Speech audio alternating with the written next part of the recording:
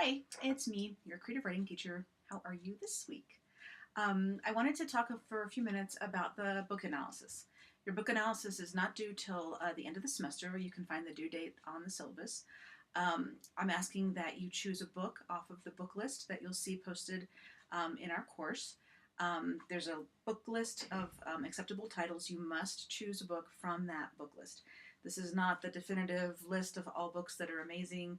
They're just books that I've read recently enough to where I could be helpful to you when you do your paper. There are handouts on ways to approach this assignment, and there are a whole bunch of sample essays as well. So make sure you take a look at all of that material, again, posted in our course on the left where all the buttons are. One thing I want to be clear on is that this is not a book report or a book summary. I'm not interested in what happened in the text. I know what happened in the text. I read it already. What I want you to do is to examine the book through the lens of craft. So craft is what we're just starting out taking a look at. So we've got, characterization, we've got setting, we've got plot, we've got dialogue, we've got tension, we've got all these things that are actually very nicely broken up into chapters in our Gotham book for you.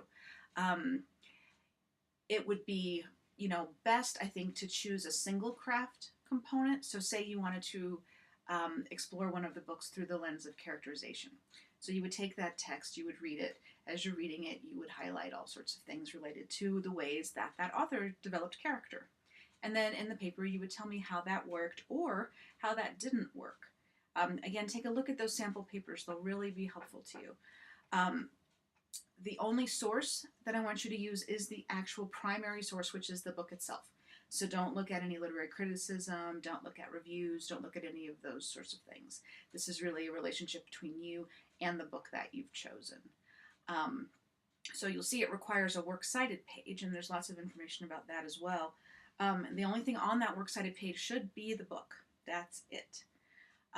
Later on in this semester, you'll see a discussion board for posting your thesis statement and introductory paragraph for the paper. That's a required board, and that's to make sure that you're going in the right direction before you get too far down the road. You'll also have an opportunity to post drafts of your paper to that discussion board as well, up to a week before the due date, and I'll be glad to take a look at them and help you as well. So I want to give you this quote. It's by Margot Livesey, and she says, "One must learn to read as a writer, to search out that hidden machinery which it is the business of art to conceal and the business of the apprentice to comprehend." So as students, you're the apprentices, and you're trying to take these books and try to figure out what the author was doing as he or she is wielding these tools of craft that we're learning. I do recognize that this is probably a brand new way of approaching a text for many of you. This is not the English 101, 102 kind of theme report or a book report, like I say, or a summary. It's not literary criticism. We're looking at the craft of fiction. We want to try to understand how the author made that book. And it will be easier for you. It's not a very long paper, so it'll be easier for you if you focus on one craft element. Don't try to do the entire book. Focus on dialogue, say, or focus on characterization, or focus on setting. And that will really help you narrow down and get a topic that you can actually handle within the page limits for the paper. This is going to teach you a tremendous amount about craft. And this is, you may notice, the same approach that we use when we're critiquing one another's work in the discussion boards.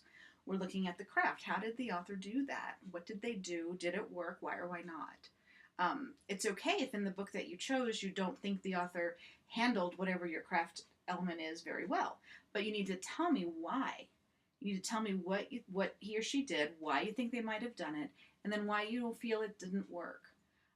Obviously, we can't go into all these authors' heads and find out exactly why they did what they did, and in many cases, they may not even know what they did. Things, often are very intuitive in the writing process. We're trying to disassemble and look at basically the bones of the book and see how that author put everything together. Let this be fun. This is a really, really exciting way to start to look at fiction, and you'll be able to apply these things right away to your own writing. Many of us are just passive readers. We'll just pick up a book and we'll read it and we like it or we don't like it. And But now, if writing is something that you want to study and something that you want to understand more deeply, you have to start to take a look at how these things were made, how they were built, how they were constructed. And that's the piece of creative writing that can actually be taught. These are the points, these are the finer elements of an artist's craft. So again, the book must be from the approved book list, which is posted in the course. You'll have an opportunity to post thesis statement and introductory paragraph, as well as sample papers as we get closer. Do read the sample papers that are posted in the course, as well as the handouts for how to approach the text. It is not a book report, it's not a book summary, it's not literary criticism. And feel free to email me with further questions. Thank you very much. Have a great day.